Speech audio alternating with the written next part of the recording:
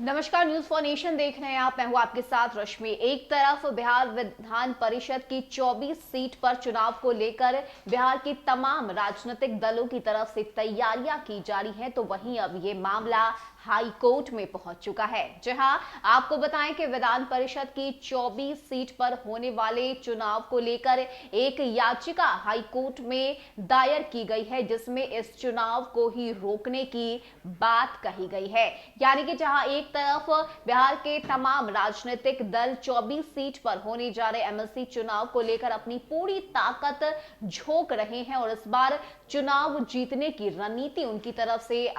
बनाई जा रही है, तो वहीं अब ये चुनाव का मामला इस वक्त हाई कोर्ट में चला गया है और इस विधान परिषद के चुनाव को लेकर इस पर रोक लगाने की बात भी कही जा रही है। ऐसे में जो याचिका हाई कोर्ट में दायर की गई है उसमें क्या कुछ लिखा गया है, आखिर किन कारणों से एमएलसी चुनाव को रोकने की बात चल रही है, इसकी पूरी जानकारी आपको देते हैं। बता दें कि स्थानीय निकाय क्षेत्रों से बिहार विधान परिषद के 24 सीटों को निर्वाचन के जरिए एक साथ भरे जाने की संवैधानिकता को पटना हाई कोर्ट में एक जनहित याचिका दायर कर चुनौती दी गई है। राजेश कुमार की जनहित याचिका में कोर्ट से गुहार लगाई गई है कि विधान परिषद की 1/3 सीटों को एक साथ भरे जाने से विधान परिषद के हर 2 साल पर 1/3 सदस्यों के रिटायर होने की व्यवस्था के साथ छेड़छाड़ हो रही है। याचिकाकर्ता के वकील शशि भूषण कुमार मंगलम ने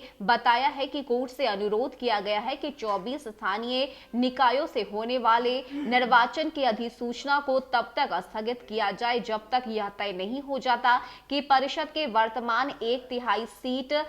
किन किन निर्वाचन क्षेत्रों में आती है। इसके साथ ही उन्होंने बताया है कि संविधान के अनुच्छेद 171 के तहत विधान परिषद की 1/3 सीट स्थानीय निकायों, 1/3 स्नातक क्षेत्र, 1/3 विधानसभा सदस्यों के वोट के जरिए और शेष राज्यपाल कोटे से कला, साहित्य, विज्ञान, सहकारिता आंदोलन और समाज सेवा से जुड़े लोगों के नामित कर भरा जाता है। इसलिए अलग अलग निर्वाचन क्षेत्रों की सीट एक साथ भरे जाने को असंवैधानिक करार देने की मांग भी इस जनहित याचिका में की गई है। यानी कि जो याचिका हाई कोर्ट में दायर की गई है उसमें कहा गया है कि अगर ये चुनाव एक साथ लिया जाता है तो वो असंवैधानिक होगा और यही वजह है कि इस चुनाव को रोकने को लेकर जो याचिका है वो पटना हाई कोर्ट में दाखिल की गई है। अब देखने वाली बात होती है कि कोर्ट की तरफ से एमएलसी चुनाव को लेकर क्या अंतिम निर्णय लिया जाता है, क्योंकि अगर हम बात एमएलसी चुनाव की करें तो इस चुनाव को लेकर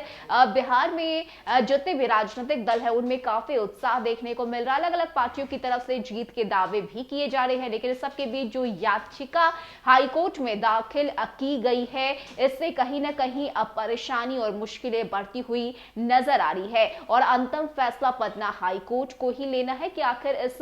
याचिका पर क्या काम किया जाता है और क्या अंतिम निर्णय लिया जाता है। देखने वाली बात होती है कि सुनवाई की तारीख क्या